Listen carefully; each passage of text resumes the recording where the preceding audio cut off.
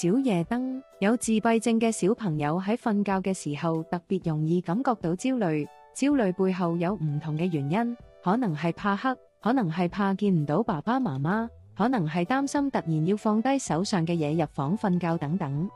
同時，佢哋對感官都非常敏感，無論太光或者太暗都會對瞓覺有好大影響，即使半夜起咗身，都因為有小夜燈而有安全感。而且，如果當佢哋半夜起身嘅時候，小夜燈可以幫佢哋睇到周圍事物，就算要離開房間都可以減自己嘅焦慮，從而提升獨立性，減少對父母嘅依賴。使用方法，由於呢一類嘅小朋友容易對周圍環境有好高嘅敏感度，雖然黑暗嘅環境係最有助入睡，但對於黑暗環境小朋友或者會感到危險。喺睡前建立一套穩定嘅習慣，有助小朋友緩減佢哋嘅焦慮。一、進入房間後，可以同小朋友講：我哋依家開小夜燈，準備瞓覺啦。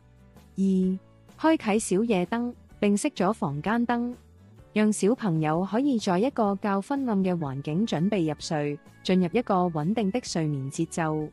三、當完成圖書伴讀後，向小朋友表示到咗瞓覺時間。可向小朋友表示，閂燈後媽媽爸爸就出去㗎啦，我哋明天早上見啦，晚安。建議交俾小朋友熄咗小夜燈。